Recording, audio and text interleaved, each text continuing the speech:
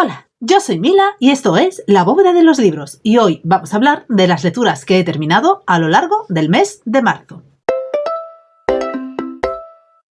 Vamos a empezar porque son muchas lecturas las que he terminado a lo largo del mes de marzo, a ver si es verdad que consigo hacer un breve resumen de lo que me ha gustado de ellas o no, para que sea, bueno, un vídeo más o menos corto o que no supere por lo menos la media hora.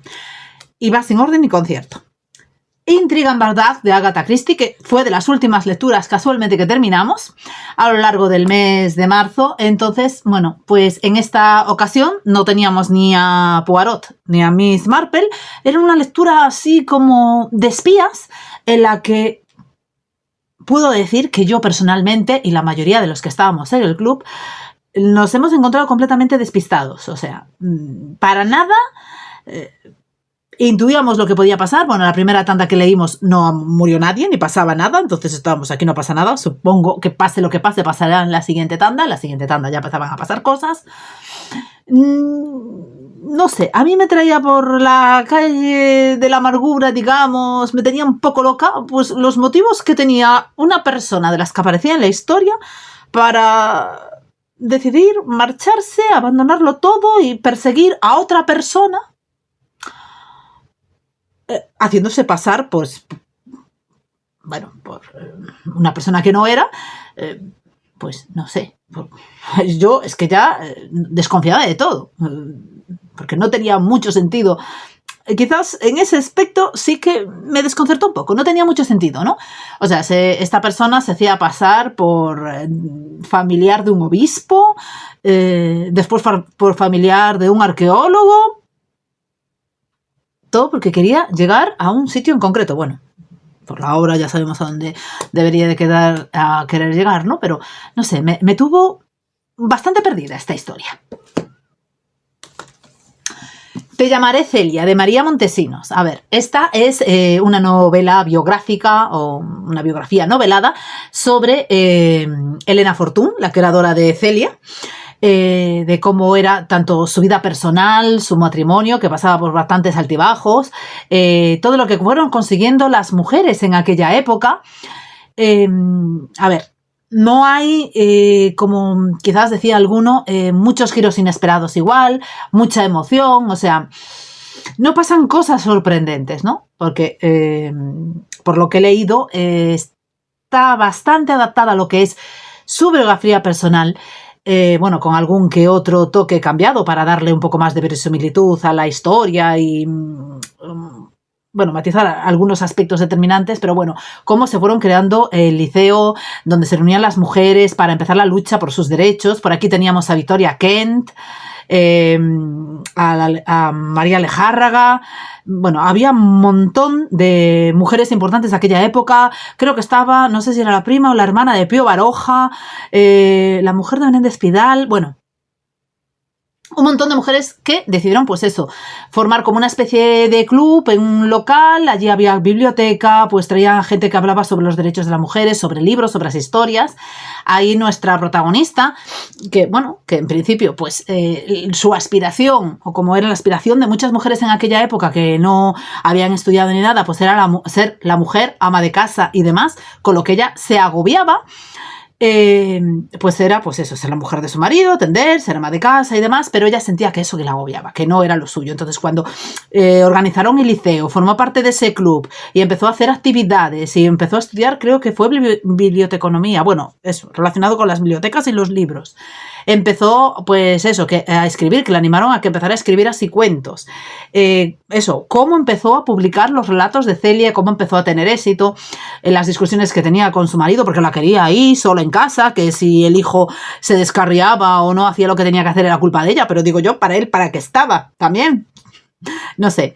Ver cómo era esa sociedad, en aquel momento, todo lo que lucharon estas mujeres para que nosotras, hoy en día, podamos estudiar, podamos equipararnos, entre comillas, a los hombres, porque somos todos iguales, porque tal, bueno, pues eso me ha gustado mucho, ver cómo se creó Celia, lo que aspiraba ella, que incluso podemos ver, que eso sí que yo no lo sabía, la relación que tuvo, ¿cómo se llamaba?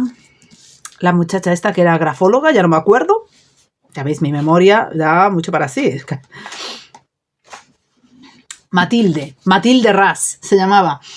Pues que tenían ahí una especie de relación que me sorprendió y que después parece ser que hay libros que nos cuentan más profundamente, más que nada porque nos lo dice la autora, creo que al final, o después lo investigué yo, porque ya después ya no sé, me puse por ahí a investigar más sobre la vida de la autora y sí, lo decía ella aquí al final y después sí encontré pues más libros que tratan sobre este tema y no sé, me chocaba por cómo era aquella época y claro,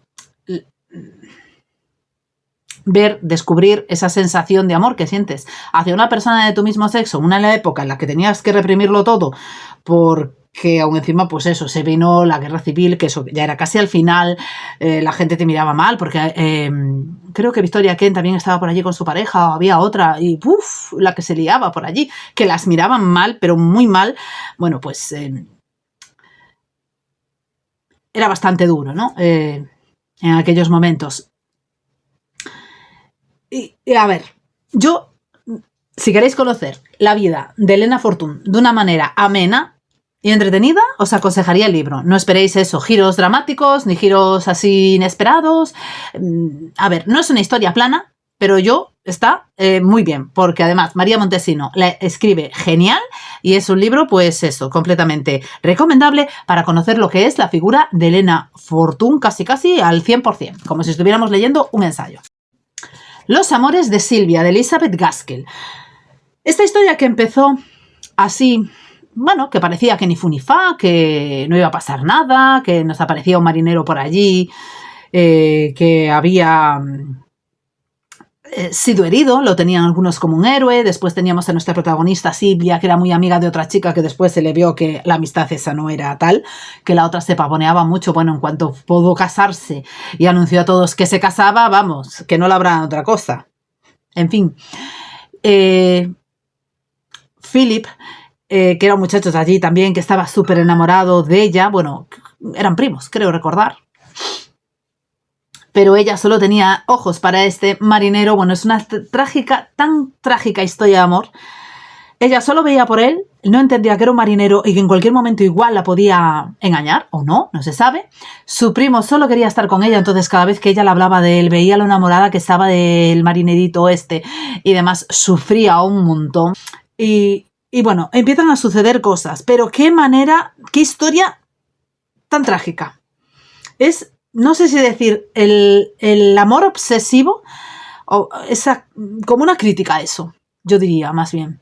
Porque es una historia que al final, yo creo, no sé, entre la desconfianza, los celos, el no saber si vas a poder conseguir al chico que quieres, por un lado, nuestra protagonista, Silvia, Philip, a la chica de la que está enamorado, porque bueno, aquí ya no sé si hay un triángulo amoroso, un tetrángulo, porque después aparece otra persona con la que no contábamos por ahí. Bueno, ¿qué deciros? El principio fue muy lento, no veíamos, iban pasando las cosas, había ciertos comentarios o ciertas escenas, bueno, pues que sí que nos llamaban la atención, pero vamos, poco antes de llegar a la mitad, hacia el final, ya empezó a coger ese rumbo que te tenía encogido, que no sabías lo que quería hacer y más, y no sé. Ya os digo, yo creo que es una crítica completa a la obsesión que tenemos en nuestra mente, pues por idolatrar a alguien, por estar enamorado, y eso igual de la idea que tenemos de alguien, y esa obsesión de quiero a este, entonces no voy a ver por ninguna persona más. La novia del viento, de Brenna Watson, que esta novela está inspirada, digo inspirada, como pone aquí, en la vida de la pintora Leonora Carrington. Digo inspirada porque la verdad es que al final ha cambiado bastante. Y nos cuenta la autora, Brenna Watson, al final, pues en todo lo que ha cambiado, ¿no?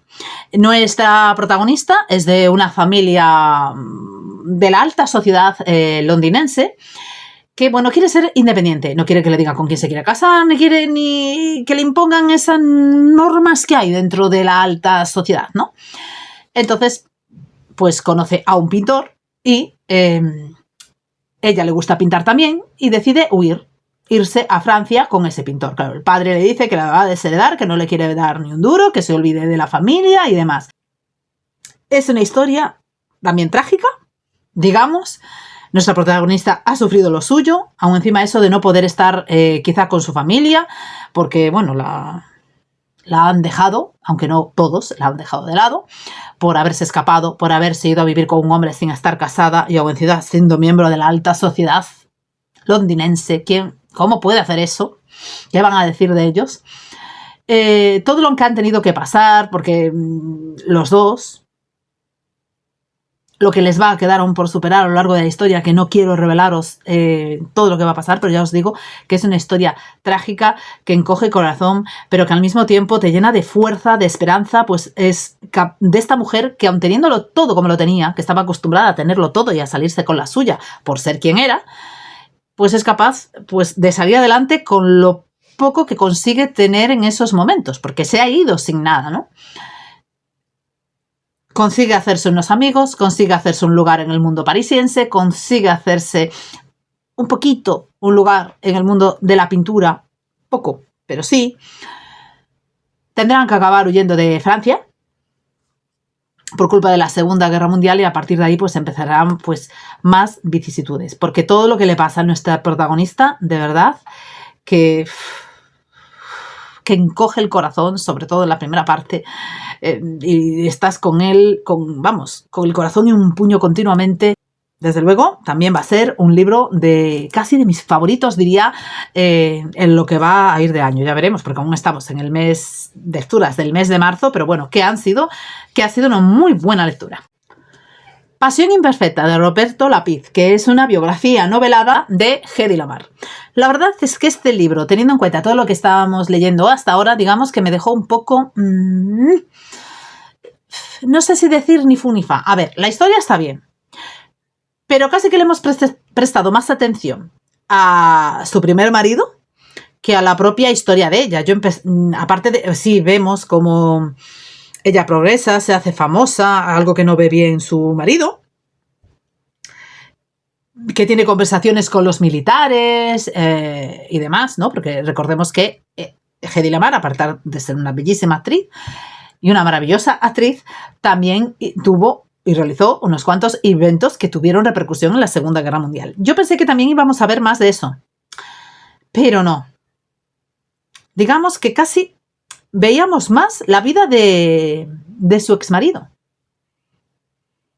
O sea, la de ella también, pero tenía más repercusión la vida de su exmarido casi a lo largo de toda la historia. No sé, a mí me subo a poco.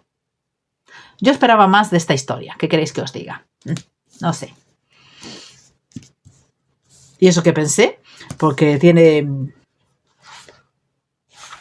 así, fotografías en color y tal, que iba a ser más, aunque fuera una biografía novelada, que iba a ser más tipo ensayo, pero ya os digo, me supo a poco. Tierra de Fuego, de Pascal Ekman, publicado por Roca Editorial, que es el primer libro que yo sepa de una biología. No vi que haya más libros publicados de la serie, digo, protagonizados por nuestra protagonista policía, la chica. Decir de esto que es no sé si decir que es un thriller político, con venta de órganos, con drogas, nazis también escondidos en el medio de Chile, pero bueno, que nos ha atrapado también desde la primera página, ¿no? Aquí tenemos unos, ya no sé si decir mafiosos o qué decir, ¿no? Que fueron unas personas que forman una colonia, digamos, que descienden algunos, e incluso hay algunos que no descienden, sino que son propios, porque, bueno, en la época, pues algún anciano queda de estos, que son nazis, que han escapado, bueno, de los juicios de Nuremberg, de la Segunda Guerra Mundial, que han acabado allí en Chile. Supuestamente tienen allí un hospital, la mar de bien, ¿no? Pero es una tapadera. Allí, si tú tienes un problema, alguna enfermedad, y tienes pasta... y si necesitas que te donen un órgano, pues te lo vas a tener. ¿Cómo lo tienes? Porque estas personas se dedican a secuestrar a otras personas, mayoritariamente niños, de estos que andan por las calles, de los que no se va a preocupar nadie, para secuestrarlos. O sea, los secuestran, se los llevan, los matan para tener los órganos para estas otras personas. Así. De esto, en principio, es el bloque principal del libro. Como protagonistas tenemos una chica que es policía, que de momento está de baja, que tiene que ir al psicólogo porque se acaba de divorciar y es algo que no asume, ¿no? Que parece ser que no concibe cómo ha podido pasar eso, porque parecía que en su matrimonio tenían las cosas claras. El que tenían claro, pues dejo que lo descubráis. Nuestro otro protagonista, pues es un joven que ya no es militar, que fue militar en su momento y, bueno, se dedica a hacer algún que otro trabajillo extraño, del cual no voy a hablar, también voy a dejar que lo descubráis por ahí, qué es eso, y bueno, por diversas circunstancias acaban encontrándose y van a tener que colaborar para, no sé, desarticular todo esto. Ella estando de baja como policía y él, por determinadas circunstancias, quizás también para salvar su nombre de algunos hechos que ocurren por ahí. No puedo deciros mucho más, pero de verdad, no es una novela... Es que no sé si decir que es policíaca, yo diría más bien que es un thriller policíaco de tintes políticos, muy duro, porque tiene alguna escena un poco escabrosa. Encima los mafiosos estos que trafican con los órganos son, ya no sé si decir que psicópatas. O sea, tú ves cada escena ahí, que en fin, lo que deja. Y el final es de estos finales de película trepidante que estás con el corazón aquí temblando, en plan, lo que puede pasar, que se nos mueren todos. Ahí lo dejo. Igual estoy pensando de que tendría que haber distribuido estas lecturas mejor a lo largo del año, porque igual marzo se va a quedar con muchas muy buenas lecturas. El siguiente libro que terminamos también fue el de Victoria, de Paloma Sánchez Garnica, el flamante ganador del Premio Planeta, muy merecido y que me ha encantado casi desde la primera página hasta la última. También una historia trágica donde las haya, romántica también, con un romance también trágico, pero trágico, no sé, por partida doble, triple o por cuántas partidas ya, porque... ¡Ay, qué dolor, qué sufrimiento! Bueno, tenemos dos protagonistas, un protagonista masculino y una protagonista femenina, evidentemente. Nuestra protagonista, pues, está viviendo en la Alemania, supuestamente ya se ha acabado la Segunda Guerra Mundial, pero vivimos con represión que estamos viviendo, la Unión Soviética y los países aliados, que son los vencedores de la Segunda Guerra Mundial, bueno, pues están ahí en la Alemania repartiéndose los trozos y demás. Ellos están viviendo, digamos, del lado soviético de momento. Y bueno, y empiezan a suceder una serie de cosas, ¿no? Ella está intentando descubrir algo que puede tener importancia relevante, pero su profesor o su mentor o quien le está ayudando lo acaban matando, ¿no? Ella estaba allí cuando, digamos, que lo van a rematar y se lleva aparte, bueno, pues aparte de llevarse algo importante, pues no sé, empieza a tener miedo. Sabe que tienen que escapar de allí. Y hay un personaje insufrible, desde el minuto 2 casi del libro, que no he podido con esta persona ni hasta el final. O sea, para mí no tiene ni justificación, ya no sé si tiene perdón, por mucho que digan que sea la hermana de ella. De verdad.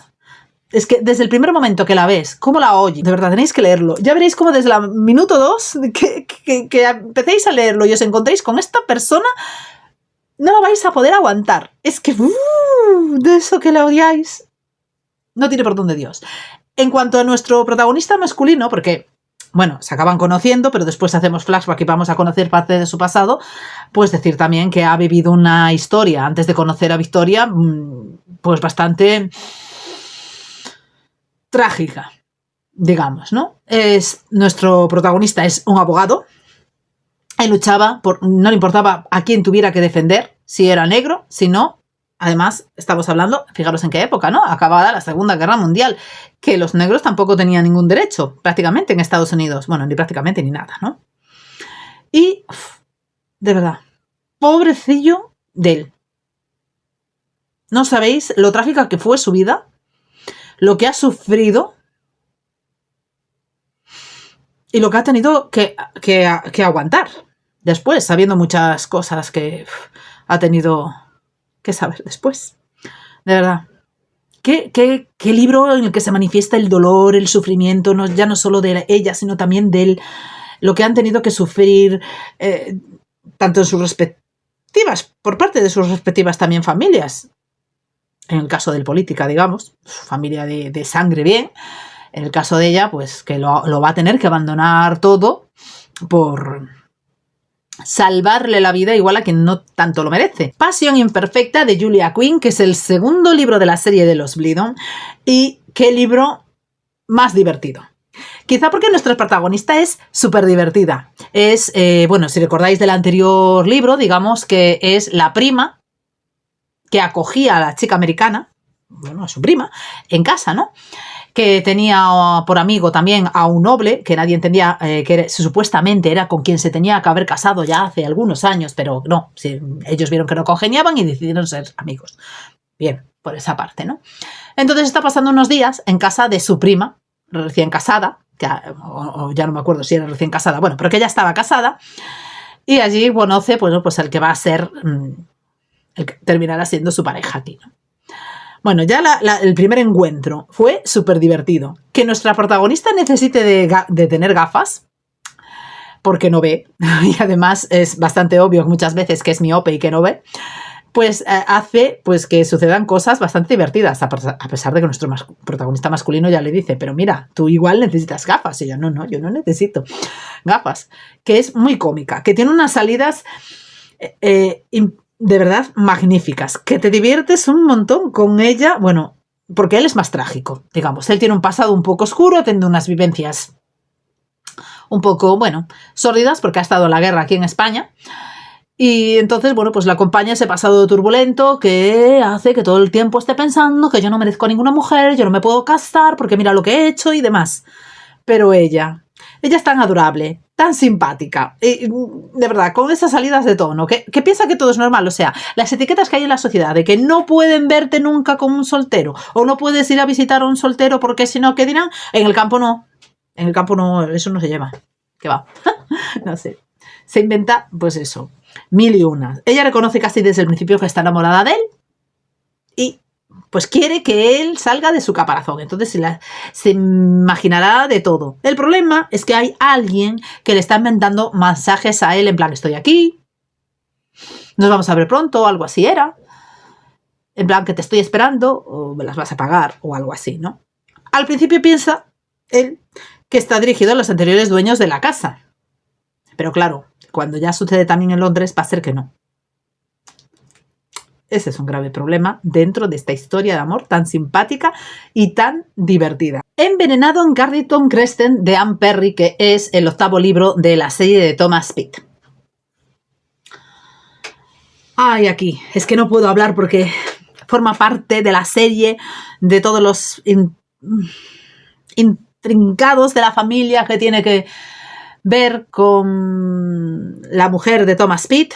Solo deciros que, bueno, que va a ser quizás una de las investigaciones más duras o más difíciles de su carrera, puesto que vuelve a estar implicada esta vez la familia, de una manera o de otra, sin deciros nada. Eso sí, hacia el final, cuando nos cuentan una historia, no sé, se me hizo bastante dura una de las tandas del final, porque empezaban a hablar, bueno, pues eso, de niños que mataban o que cortaban en pedazos. Bueno. Déjalo estar, que fue, que no daba crédito. Fue horrible esa parte, aún la recuerdo ahora, me puso los pelos de punta de todo el cuerpo. ¡Uf! ¡Qué horror! Francamente bien, clase social alta en la que intentan ocultarle todo a la policía porque qué van a decir de nosotros y demás. Pero que eso, que en todas las familias nobles estas o de la alta sociedad siempre hay mucho que esconder. Esquila del amanecer de Brandon Sanderson, del cual tampoco puedo hablar mucho porque es el libro de transición entre Juramentada y El ritmo de la guerra que empezaremos a leer en el mes de junio. Tampoco puedo leer nada, porque aparecen personajes que aparecen en todos los libros, entonces pues tampoco voy a spoilear. Es, digamos, un libro de transición. Esto, una novela más corta, que ha estado, bueno, bastante bien. Aunque debo decir que sí que me ha resultado un poco más densa, porque tenía que estar muy concentrada para poder leerla y enterarme de lo que pasaba. Finlay Donovan, una escritora de muerte, de la editorial Contraluz. A ver, ¿qué deciros de este libro? En el club no le ha gustado a nadie, prácticamente. A ver, a mí ni fu ni fa, ni me ha gustado ni me ha disgustado. Digamos que es una novela entretenida. Eso sí, os advierto que tanto hype como ha tenido... ¿Cuándo salió este libro? ¿El año pasado? Déjame comprobar. En el 2023. Tanto hype como tuvo, yo me esperaba, pues quizá otra cosa. A ver, divertido es. Tiene algunas cosas absurdas, otras que son un tanto incoherentes. Pero de absurdidez tampoco voy a hablar porque yo creo que el libro que se ha ganado la palma de la absurdidez lo he terminado en el mes de enero. Y yo creo que no voy a encontrar, o eso espero, un libro que le gane en absurdidez a lo largo de todo el año a ese libro, que era el de Mi familia y otros asesinos. Que sigo pensando que debía de ser una parodia, porque si no, no lo entiendo. Pues frente a ese, digamos que yo no voy a criticar este libro y ponerlo mal, pero ponerlo ahí por las nubes tampoco. Porque de verdad no entiendo yo muchas cosas de las que suceden en este libro. Bueno, nuestra protagonista es una escritora que está divorciada, está pasando por una crisis demencial, porque tampoco es capaz de escribir una página. Claro, tiene una reunión con su editora que le está diciendo, a ver, que me tienes que presentar algo, me tienes que escribir algunas líneas, porque claro, tienes un contrato que has firmado y no nos estás presentando nada, ¿no? Entonces, bueno, pues queda con ella allí en un centro y por la forma que tienen de hablar, hay una señora allí al lado que interpreta que ella debe de ser como una especie de sicaria, ¿no? Entonces le deja un teléfono allí que se ponga en contacto con ella y demás. Y por determinados motivos, porque además no me acuerdo si le ofrecía dinero ya en ese papelito, creo que sí. Bueno, pues se pone en contacto y esta señora le dice que quiere que mate a su marido, así. Bueno, que mate o que lo haga desaparecer o que se encargue de él o algo así era, ¿no? Por curiosidad ella empieza a investigar. Bueno, tiene dinero y demás, pero bueno, que le debe de poner los cuernos a su mujer. Además, ella sale muchas veces en las fotos así como tapándose, como que le da palizas, ¿no? Entonces, bueno, como que le da pena. Por cuestiones que sean, acaban cargándose del tipo que aparece muerto sin que ella lo haya matado. Entonces, pues claro, ahí ya empiezan a meterse en un lío. A ver, vosotros pensad. Y por esto digo que es una absurdidez, porque con esto tampoco voy a hacer spoiler, porque es casi el principio, porque después empieza la investigación que hacen nuestras chicas para... Bueno, investigación entre comillas, claro, para que no les caiga nada a ellas. Eres una niñera, que además tienes un empleo, no sé qué trabajaba, pero que era bastante respetable y aún ganaba pasta. Y lo dejas todo para meterte a mercenaria. Digamos, que se asocia con nuestra escritora. Bueno, pues a mí me das, no sé cuánto era al final. No sé si eran 50-50, 40-60 o algo así. Y vivía con ella en la casa y tenía que repartir hasta la ropa y los platos de la casa. Yo ya me quedé y plática. En fin, ¿de verdad abandonas todo por quedarte de niñera y compartir ahí lo de ser mercenaria? Yo, en mi vida, ¿eh? Porque además era un estudiante, acababa de aprobar los exámenes, o sea que tenía perspectivas de un buen futuro y no, pues me voy a meter a mercenaria. ¡Hala! Porque es muy divertido, me divierte. ¿Qué queréis que os diga? Después, aún encima, nuestra protagonista tiene a una hermana que es policía. Que claro, le manda por allí, la hermana quiere casarla con alguien, ¿no? O, bueno, casarla o que se empareje con alguien después de haber roto con su marido. Y la manda por allí a un compañero que está investigando la desaparición, bueno, pues del señor este que murió y de su mujer. Ya no os cuento más. No os cuento más porque tendría que analizar en profundidad pues varias de las cosas incoherentes de este libro. A ver, tuvo sus momentos, todo hay que decirlo, momentos en los que te reías, momentos momentos en que te llevabas las manos a la cabeza, pero a ver, esta tía ha estado en contacto con alguien, la escritora, que le contaran cómo son los procedimientos o algo así. Porque además, la obsesión que tenía la escritora con la pareja de su ex tampoco era muy normal. O sea, aparte, bueno, pues muchas más cosas. ¿Qué queréis que os diga? Simplemente entretenida. Dejémoslo ahí. No la voy a poner mal, como en el club que decían ahí, es que no. A ver, yo desde mi punto de vista no va a ser ni 5 ni 4 estrellas. Ahí ya os lo digo. Para pasar el rato, si no os importan ciertas determinadas incoherencias, bueno, pues aún puedes pasar un rato. Porque aburrido no es. Pero eso, no os esperéis una gran historia, ¿eh? Si queréis unas novelas policíacas en serio, o cozy crime, o cozy mystery, como hay, de momento yo creo que estoy quedando con las de Alma. Y alguna más, que puedo que os haga un vídeo de las novelas de cozy mystery que tengo por casa. Algunas las tengo pendientes de leer, pero que creo que sí que merecen la pena. Eso sí, como ya tengo el segundo en casa, lo voy a leer. Creo que solo vamos a quedar 2 o 3 leyéndolo, pero bueno, tal y como ha acabado y que ya lo tengo en casa, yo creo que merece la pena por lo menos, y espero que no nos llevemos un chasco ya con el segundo completo para darle una oportunidad al segundo. A ver. Ahora os voy a ir poniendo por aquí las lecturas que terminé en digital o que tuve que devolver los libros a la biblioteca. El corazón del samurái, que lo leí en digital, de Carmen Sereno. Creo que es Carmen Sereno, sí, os lo dejo por aquí. Que es una novela romántica ambientada en Asia. Debo decir que el final, pongamos, me gustó, pero para llegar al final se me hizo bastante lenta. No sé, yo me esperaba otra cosa. Nuestra protagonista, bueno, pues tiene que dirigirse, no me acuerdo exactamente cuál era el lugar al que se dirigía, bueno, para hacer una especie de investigación que además necesita realizar para su periódico, pero bueno. Allí, pues tiene que contactar con una persona que parece ser que es un poco peculiar o un poco peligrosa. Por sí o por sí no, acaba como medio secuestrada, encerrada por una persona.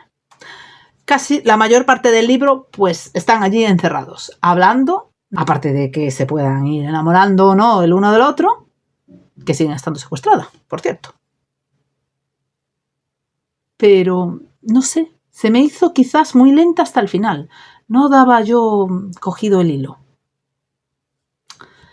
Me esperaba, no sé, quizá otra cosa. O por el nombre, no había leído la sinopsis, pero no me defraudó. Quizá, bueno, por el hecho, pues ir descubriendo más aspectos de la cultura japonesa, pero tampoco me llegó mucho, ¿eh? Yo, eso, también, ni fu ni fa, para un 3 y gracias. En mi lectura en gallego terminé A Lei das Ánimas de Carlos G. Reigosa, que es, a ver, no está dentro de la serie de nuestros detectives, bueno, detective periodista, digamos. Es una historia que se cuela por el medio, porque también tenemos a nuestro, que ya es capitán de la Guardia Civil, que ya no me acuerdo cómo se llamaba nuestro, Landín, eso, el capitán Landín. Es como una historia que va por ahí por el medio, porque al principio del libro, bueno, pues hay unas nieblas ahí muy tenebrosas y demás, y tenemos una pareja que está tan felizmente, y de repente van a su casa y aparecen unos 3 hombres y matan a la chica por accidente, todo hay que decirlo, es spoiler, ¿eh? O sea, no es spoiler porque sucede ya en las primeras páginas, ¿no? Y el marido, que supuestamente también está muerto porque le han dejado un tiro en pleno abdomen, que vamos, que se está desangrando, pues acaba formando parte de la Santa Compañía. Claro, en cuanto ya aparece todo por allí, la investigación y todo lo que sucede, porque resulta que ella había sido como una especie de antigua novia de uno de los personajes de las otras novelas, no voy a decir de cuál, os dejo que lo investiguéis, y que el marido ha desaparecido. Claro, se supone que hay mucha sangre, ¿o no? A ver, claro, al principio pensaban que era cosa del marido, pero después ya intuyen, no sé muy bien por qué ahora no me acuerdo, que no debió de ser así, pero que a ver dónde puede estar. Con ese toque sobrenatural, esas leyendas que tenemos en Galicia sobre la Santa Compañía, pues hay ese toque, ¿no? O sea, intentar investigar quién mató a la mujer, dónde puede estar el marido y encima, pues eso, que la Santa Compañía en sí no mata, ¿no?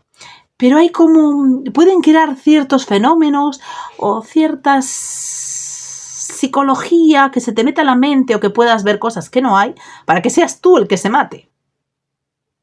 Y ahí lo dejo. La verdad es que esta investigación, con ese ligero toque sobrenatural, porque claro, los pobres no sabían por dónde buscar. Desaparece el marido, no sabemos lo que sucede, nadie tiene idea de por qué los han ido a matar, ni quién pudo haber sido, porque no hay huellas prácticamente, salvo una. que les indique quién pudo ser. Entonces, pues es una investigación un poco peliaguda. Y no sé si es porque los libros en digital no me acabaron de cundir esta vez o qué ha pasado. No, es que he terminado las lecturas justo todas al final, las que más me han gustado, porque Alas de Hierro, que también lo terminé en el mes de marzo, tampoco es una lectura que me haya llenado. Sí tuvo sus momentos, la verdad tuvo sus momentos que me han gustado, que estaban entretenidos casi siempre. Parece que dejan los mejores momentos para el final. Hubo momentos muy interesantes así por el medio, pero es que se me hacía muy repetitivo. Era un poco como el primero, con un poco más de vidilla, claro, porque nuestros protagonistas ya están en otro curso. Con alguna que otra sorpresa más, pero bueno, entre que te daban una sorpresa y después iban pasando otras cosas, es que al final siempre estábamos con lo mismo y ya, no sé, no terminaba de encajarme y me costaba mucho cogerlo, como me está sucediendo ahora con Alas de Onix. Es que para mí me parece tan repetitivo, otra vez, que no termino yo de cogerle la esencia. El primero, la verdad, debo decir que me gustó, me encantó. Pero ahora ya empiezo a ver que siempre lo mismo, y no estamos, y ahora parece que vamos a la guerra, y que vamos a luchar, y no vas a luchar tú, y me tengo que arriesgar yo, y ¿por qué? Y no sé, a veces me saca de quicio que estemos sí, no y tal, y no sé qué, porque la serie de Anhelo es más juvenil, digamos. Ahí la tengo, para terminar, y espero terminarla este año. Ya no sé si la terminaré, pero espero por lo menos darle a algún libro para adelante este año, porque también se me hizo continuamente repetitiva, es que ya no daba más. Yo creo que le sobran bastantes páginas, pero bueno. Los paladines de Carlos XII, de von Hassermann o algo así, el primer premio Nobel que hemos leído este año, y debo decir, bueno, que las primeras historias sí me gustaron. Al final ya estaba diciendo, esto es como una especie de relatos de la época que nos cuentan distintos puntos de vista sobre el rey, un rey niño que a veces parecía muy caprichoso, después parecía que fue madurando, se fue haciendo una persona más o menos normal, pero bueno, no sé. Me costó leerlo. Al principio parecía que sí, pero debo decir que sí, que me costó leerlo. Me gustaba mucho cuando iba conociendo así diversos tipos de personajes. Por ejemplo, cuando conocimos a la mujer pirata, creo que fue, o algo así. Después otros que eran soldados. Bueno, pues que te iban contando, pues claro, todas las penurias, todo lo que opinaban del rey, por qué opinaban eso, y la consideración que tenían con respecto a la corona y demás. Pues esas partes sí, pero después las otras, que ya parecía que iban como más enlazadas, más continuas, no sé. Yo creo que este rey debía ser un rey un poco peculiar. Aparte de conocerlo a través de la obra de este autor, me gustaría conocerlo a través de alguna otra obra, porque vamos, me he quedado así con las ganas, porque no he terminado de encajar con la escritura de este hombre, ¿no? Manual para damas afortunadas, de Sophie Irwin. Os lo dejo por aquí. Novela romántica, entretenida, ambientada en la época victoriana de la Regencia, tipo los libros de Julia Quinn. Una protagonista de Arma Tomar, que lo tiene muy claro. Ella va a la ciudad, va con una de las hermanas mayores, porque tiene varias hermanas a su cargo, se mueren sus padres, tiene un montón de deudas y sabe que se tiene que casar con el hombre más rico, el mejor postor que encuentre, que pueda pagar las deudas que tiene. Es muy clara al respecto. Entonces, bueno, pues va, ya no me acuerdo si era su tía o era una amiga de su madre. Yo creo que era su tía, sí. Van a vivir allí para hacerse un hueco en la sociedad, que le inviten a los bailes y poder conocer a un hombre y casarse. Bueno, prácticamente ya conoce a un hombre muy adorable al poco de comenzar el libro. Pero claro, este tiene un hermano que no está por la labor de que esto suceda, porque él ya ve que ella va en plan cazafortunas, como dice el libro. Y por sí o por si no, ella acaba siendo sincera con él. A pesar de que están siempre discutiendo, que se gruñen y demás, ella le acaba diciendo que necesita encontrar un marido. Si quiere que suelte a su hermano, le tiene que ayudar a encontrar un marido para que le ayude a pagar las deudas que tienen y que sus hermanas pues después puedan vivir bien. Y él se compromete a que la va a ayudar. Entonces pues la lleva por ahí a los bailes, consiguen que le invitan a ciertos bailes y así va pasando el libro. La verdad es que también me he divertido un montón. una lectura de relax, de divertimento y de disfrutar, que recomiendo plenamente a todos los que os guste la novela romántica victoriana de época de regencia y que os guste Julia Quinn, porque seguro que os va a encantar. Pues no solo terminamos con un premio Nobel, sino que hemos terminado con 2. Visión de la memoria de Transtromer, o Transtromer, o como se pronuncie, que tiene las 2 diéresis encima de la O, y como es sueco también, o noruego, ahora mismo no me acuerdo, bueno, pues no sé. Digo, porque además de este autor sí que vamos a leer 2 obras, porque Visión en la memoria, digamos que es una biografía escrita por él mismo de su infancia y adolescencia.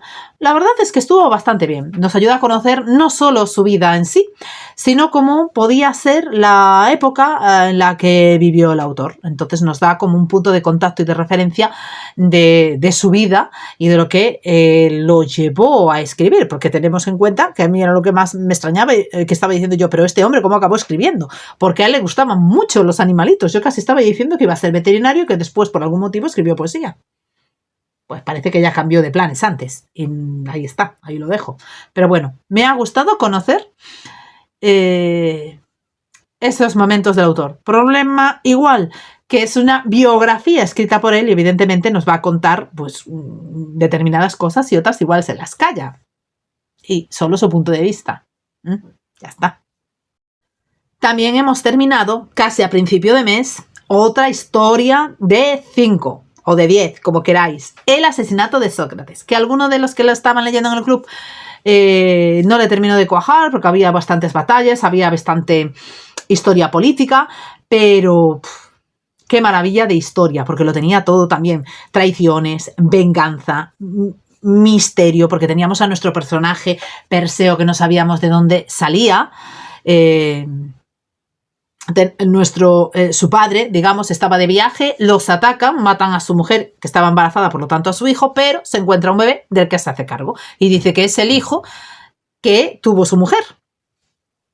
Claro, pero resulta que unos amigos de ellos y de Sócrates le ha preguntado al oráculo sobre la vida de Sócrates y demás, y le dice que el hombre de la mirada más clara va a ser el que mate a Sócrates. Entonces, bueno, pues él le tiene inquina al chiquillo, vamos, porque como tiene los ojos azules, hay de un azul que no veas, pues este es el hombre de la mirada más clara. La culpa de que Sócrates se muera es del niño. Lo tiene aquí. Lo tiene cruzado. Siempre está detrás de él, investigando. Se lo dice a Sócrates. Al padre, claro, que le va a decir, porque si no... Entonces, pues Sócrates también se queda así medio intranquilo. Que al final de todo se desvela todo. Ya veremos si tiene o no que ver con eso de la mirada más clara. Además, nuestro chiquillo se enamora de una chica que, por ciertas circunstancias, aunque ella está enamorada de él, pues no se pueden casar. Se acaba casando con otro. Vaya, y que no le va muy bien a la pobre. En el medio tenemos la guerra con Atenas. En Atenas hay un personaje completamente odioso, también insufrible a más no poder, que abusa de su poder, de su autoridad, de la mujer de su hermana con la que se ha casado, porque, bueno, ya le gustaba desde un principio, ella nunca le quiso, pero bueno, aprovecha que se ha quedado viuda y que se tiene que hacer cargo de ella para casarse con ella, pero bueno, la pobre vive amargada, que no veáis. Entonces es un personaje que estás deseando ver cuando viene una flecha y se lo lleva por delante. Pero aún aguanta, ¿eh? Ya tengo que deciros que aún aguanta. Entonces, hay más personajes odiosos. En cuanto a la política, de verdad que a los griegos no los entiendo. Todos quieren ganar, o sea, como la política actual, ¿no? Todos querían ganar, todos querían mandar, todos querían comerse un poco de la porción, que están luchando contra Atenas, denuncian, no sabemos por qué, a los que estaban dirigiendo, que estaban en los barcos, que eso fue lo que más me llamó la atención, ¿no? Los inculpan, ya no me acuerdo de qué era, los obligan a volver, evidentemente después pierden la batalla, aún encima los matan. No estoy haciendo spoiler, porque si queréis leer un poco la historia o si sabéis de ella, evidentemente pasó así, pero yo no entiendo por qué se les cruzan los cables de esa manera, porque todos querían mandar, o sea, los quitamos a ellos y ahora vamos nosotros. Y la política es así, digamos, fiel reflejo de lo que sigue siendo casi en la actualidad. Pero de verdad, es un libro para mí 5 estrellas, a mí me encanta porque lo tiene todo, como ya os dije, aventuras, acción, amor, traiciones, venganza, personajes insufribles, personajes entrañables, y un héroe que se va forjando poco a poco, que no esperaba convertirse en héroe, pero que lo acaba siendo. Os dejo por aquí también El sueño chino de Ma Jian, creo. Os lo dejo por aquí, que hasta me suena que debió de ser un premio Nobel, no lo sé. Que este os lo enseñé hace poco en los vídeos del mes de marzo dedicados a las novelas ambientadas en Asia o de autores asiáticos, que es una distopía sobre el sueño que en su momento planteó el presidente, creo que fue Xi Jinping o algo así. Pues eso, va sobre la parodia del sueño chino, el despertar de China, que todos somos maravillosos y que tenemos que olvidarnos de ciertas cosas de nuestro pasado. Nuestro protagonista, digamos, es... no sé ya cómo calificarlo, ¿no? Es un despropósito total. O sea, de vez en cuando le vienen flashbacks de lo que fue su pasado, de pequeñas batallas estudiantiles que tuvieron, de lo que tuvieron que sufrir sus padres durante determinadas opresiones y represiones impartidas por el régimen. Él estuvo en su momento también como medio encerrado o algo así. Él ahora es